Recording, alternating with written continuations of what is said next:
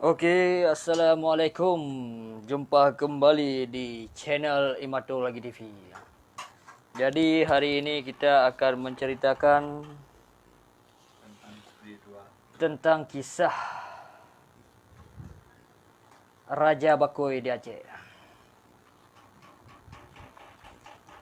Jadi segala bercerita lagi biasa aja, ni share aja. Mungkin kisahnya jika sebuah manfaat bagi orang yang membaca dan juga jika bermanfaat bagi orang yang dengar ceritanya. Jadi kisahnya akan diceritakan dari pun sampai habis, akan tetapi nak ringkas baca-baca.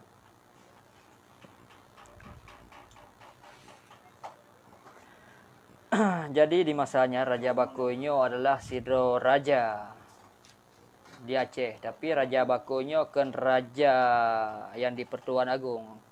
Akan tetapi raja di sabuh-sabuh wilayah. Nyamban cerita di Raja Bakoi. Di rajanyo na perumoh ke. Yang digotnya di Raja Bakoinyo sangat mencintai perumoh yang. Tapi ni bak Sabahuro. Ni bak Sabahuro perumoh yang sakit. Dan bahkan sakit level kaskarat. Jadi ni bak masanya di perumoh gotnya, perumoh Raja Bakoinyan. Gebi sabah wasiat ke Raja Bakoi. Gejuklah sabah cincin. Dan geken bak Raja Bakoinyan. Entuk apabila long hanali, longnyo ka meninggal. Maka nem kawinlah lain. Nem kawin dengan orang yang let sok cincinnya. Jadi beberapa orang kemudian atau bahkan mungkin padum bulan kemudian perumoh gotnya ka meninggal ka gua bak Tuhan. Jadi leh meninggalnya sekitar padum bulan leh kemudian Raja Bakoi ka mulailah untuk mencari pendamping udip. Jadi gehoi rakyat ke. Gehoi rakyat ke. Jadi pegahlah sebuah pengumuman bahawa gotnya tengah gemita pendamping udip. Tapi dengan syarat harus let sok cincinian.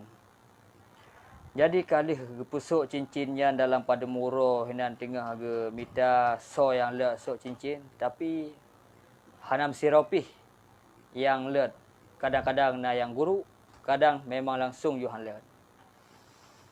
Jadi berpikiranlah goyan kiban caranya ubena rakyat kali gehoi mandum, tapi hana yang let sok cincinian. Jadi timbullah pikiran itu.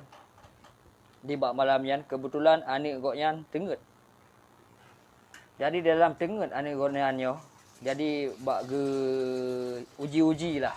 Bak ge coba rayu, gepusuklah cincin. Tiba-tiba dia gepusuk cincin ya. Let dan ngam dan pah. Hana guru dan hana syarat. Cukup pah ayu. Jadi timbullah ke pikiran goknya bahawa yang let sok cincinnya cuma anik goknya. Jadi timbullah pikiran goknya untuk gem kawin dengan anik. Tapi segala gem kawin dicoba tanyang le karena di bak masanya ulama sebagai panutan dan ulama juga sebagai hukum untuk dah pegat sesuatu. Jadi ketanyanglah bak sira ulama. Pujit dan mengkawin dengan anik dan bercerita lah membacut bak ulama yang tentang kisah cincin yang. Jadi kele ulamanya, ulama yang punyan hanjut harum kahwin dengan. Jadi ustaz di Raja Bakoinyo mengamuk gecok je pedeng gekoh tak ulama yang. Dan keesokan hari ji gejak lembah ulama. Jawaban tetap sama, tetap hanjut mengkahwin dengan. Jadi gok yang tetap sama gesut pedeng tetap gekoh tak ulama. Sehingga ban puluh pudra ulama jawaban yang sama hanjut dan ban puluh pudra ulama gekoh tak oleh Raja Bakoi. Dan nak kisah dan sebagian pendapat di kisahnya goyan terus mengkahwin dengan dan sebagian kisah gepegah anak sempat mengkahwin dengan. Tiba-tiba Goknya kan sekarang dan sehingga meninggallah di Raja Bakonya. Jadi di saat Raja Bakonya meninggal, di saat gak anak semiyup ataupun gak anak tanam, lagi biasa sih ke kafan segala macam kerenda mandung ke tanam. Jadi tiba-tiba orang yang tanamnya ke ganak wo. Jadi baru gelangkah selangkah ganak wo, tiba-tiba su lan tanah lagi su bertuh ataupun su lagi nak benda-benda yang hancur dalam. Jadi bagi kalian antara batai ni bak ulai dan batai ni bak aki kan merapat melekat. Ha, kakrab lagi. Jadi gekuhlah dalam kubu, gepusuk dalam batai kata lagi biasa. Menang gelangkah, menang dalam lagi biasa. Sehingga padung ge ubah batainya gemenualah le sira ulama hinan. Dengan doa untuk pengampunan dosa. Jadi tetap kerap lom. Keesokan hari kerap lom, tapi hana kerap. Kira-kira dalam semeter ada pun 2 meter karena dalam 100 meter dalam sejengkai. Tapi ramai yang pugah watai gu ukur. Tetap sama gu ukur phone dukno, gu ukur kedua ubut lang, gu ukur kedua kali. Jadi hanya dalam ukuran. Tapi kuburan cuma biuk tinggal sejengkai. Kuburan menyatakan lagi kuburan anak mit nyambang ke kerap. Jadi hinleh kejadiannya timbullah sebuah cerita. Entah ceritanya betul ataupun hana wallahu alam.